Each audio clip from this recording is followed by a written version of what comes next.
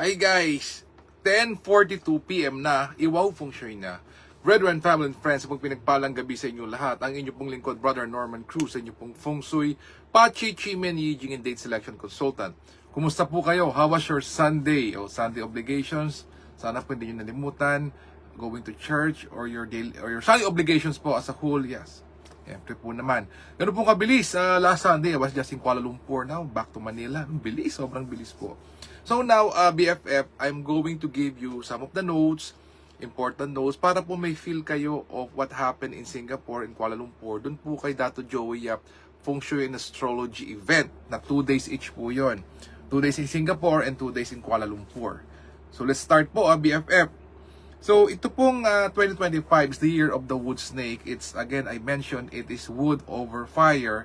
It's almost perfect, almost ideal, but however, may nakatago pong small metal or a knife underneath which threatens the wood. So, yun po siya. Now, ano po bang framework po ng FSA or 2025? The success path in the year of the wood snake 2025 is awareness. Siyempre po, information.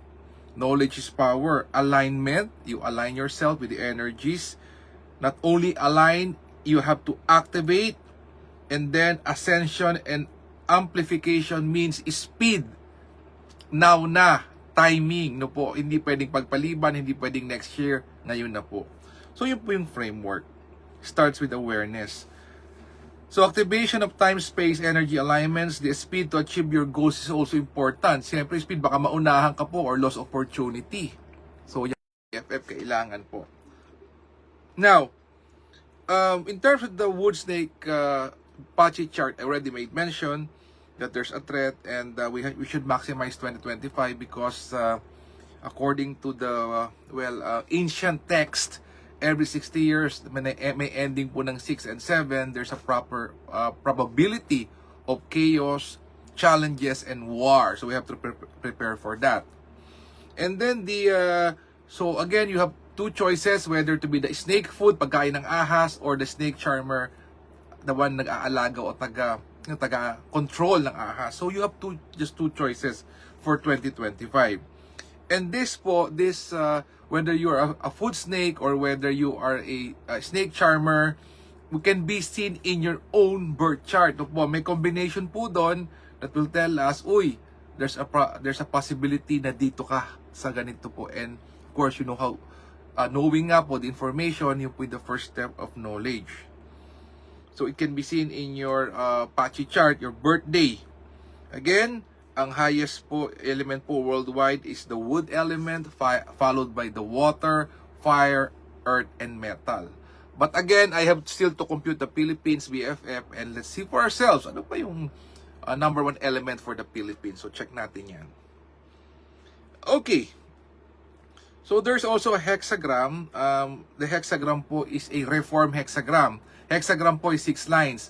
Hi, Kuyang Melvin! Kumusta ka po? Good evening. Opo. Thank you for watching, Kuyang Melvin, and see you Saturday sa ating first degree conferral. Tagal natin nagkita, Kuyang Melvin, kung ano po. See you again, see you again. Okay, so ito pong hexagram, may kanya-kanyang line po yan, and it tells us about the things that are coming. So, in 2025 hexagram is called reform. Oh, reform. Tingnan nga po natin, ano po ba ang Tagalog ng reform? Tingnan natin Reform in Tagalog. Okay. Reforma. Reforma po in Tagalog. Pagbabago. Excuse me. Pagbuti. Pagpapabuti. Ayan, yan po yung Google Translate po ng reform in Tagalog. So ano po ba yung ibig sabihin niyan, and how do we apply it now sa ating pong forecast? Sabi po dito, yung first line of the reform hexagram, 6 lines nga po from down going up, first to the 6th line. Ang first po is a young line, and sabi dito, the wrath of nature's heart. So we may associate this hexagram doon po sa California wildfire, no po, that affected California, apoy.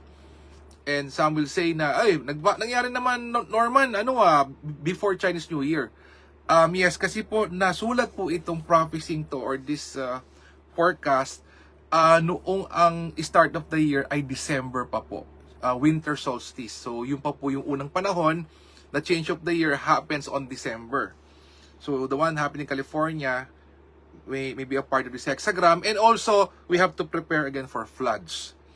Number 2 line is a yin line, and it says here, a visitor from the stars. So, there will be an exploration. It will be more active po. Ang biro nga po, there may be an alien that may visit us. No po? Third line, the war to end war. It may have something to do with the challenging climate for Northeast Europe. And ito po this was na-share po to last 2 weeks ago nung wala pa pong, and this will also translate to the Israeli, yung po sa Middle East peace negotiations. Number 4 line is a young line again, the plague that time forgot. So again, there may be a, hi Ma'am Jenaline, thanks for watching. There may be again sickness from the past na para pong COVID-like or flu-like. And there's also, and good news naman po nito, there will be a cure for cancer. Wow. Fortunes and futures lost, meaning the richer will become richer. And the whisper of the forgotten tongue, we need to learn and listen to the lessons of history. Ayan. Or lessons from the past. Wow! So, bago po ito, no? Galing. Ang dami pong mga inputs. And going forward, BFF, sabi po dito, in the year of the wood snake, ayan. Ano ba yung the three key action steps? Di po ba? The 3 steps doon po sa year ng wood snake. Reset and renew. You have to recalibrate yourself, BFF. Rewrite your story. You should re-establish yourself and install new ability na mag-a-align po to the lifestyle that you want. Actually po, noong pong seminar, sinimulan po dati Joey up, ano bang gusto mong lifestyle? Ano po? Tanong niya eh. Or, ano ba ang ayaw mong lifestyle? Talagang dalawa naman po eh. Anong gusto mo? Anong ayaw mo? And then, i-tailor fit mo yung what you're doing now and what you're plan to do to fit that lifestyle that you want for your life. Yun po, yun niya sinimulan. Doon po niya sinimulan po yung, ayun. Okay, so, tomorrow and the other day, hi to Maring Senny, thanks for watching. Opo, I will be discussing po yung mga animal signs, ano po yung mga tendencies of the animal signs. So, isa-isahin po natin. And then, of course, hindi natin tatapusin ang gabing ito na hindi tayo nag-share ng what to do or expectation. So, tomorrow, January 27, is called the Fire Monkey enters the Danger Officer Fair Day. Sabi dito, suitable for commencing new business, mangolekta ng utang, financial activities, investment. Prayers and worshiping is also good tomorrow. Ano po ang hindi recommended? Disengage or dissolve arrangement, meeting friends, networking, seeking medical treatment, signing contracts or agreements, and trading not good for tomorrow. Yan. Okay. In terms of the forecast sa animal signs, rat is best. Hi Ma'am Miriam, good evening. Average ang ox, not so good ang tiger, average ang rabbit, best ang dragon and snake, not so good for the horse, average for the goat, best for the monkey, average for the rooster, not so good for the dog, and average for the pig. Wow! So, okay, silipin natin, Daily Chimen. Baka naman, tingnan natin. Daily Chimen.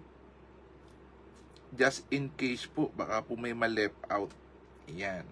Okay. 27. Sabi po dito, for the game changer and the green dragon na buong araw with absolute support, talikod po sa southeast. If 110x being beautiful and handsome and you have the wisdom with it, talikod ka naman sa southwest. Heart to heart talk, peace on earth, talikod sa west. Anything to do with the opportunities and helpful people, talikod naman po sa north. And if you're not feeling well, talikod ka naman sa northeast. And anything to do with finances and again, noble people here and abroad, talikod ka naman sa east.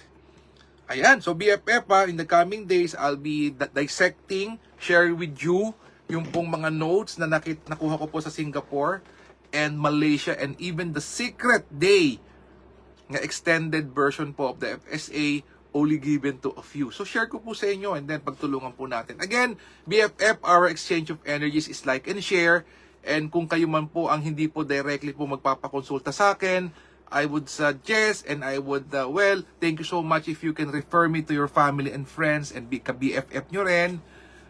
Yung lingkod nyo po, Norman Cruz. And should I not be able to accommodate, my son Kevin will also do the feng shui for your friends po, for your BFF. After what my son can do, what I can do, my son can also do it. So, yes. So, we're not limited po sa my schedule, but there's my son who helps me.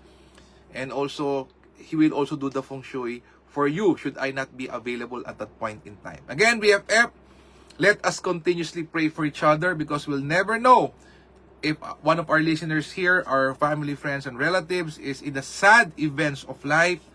Ipagdasal po natin sila. Let us continuously pray for our leaders. Let us pray for world peace. Let us heal as one.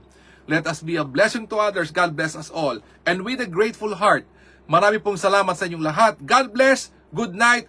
Happy Monday and see you again tomorrow. Bye-bye.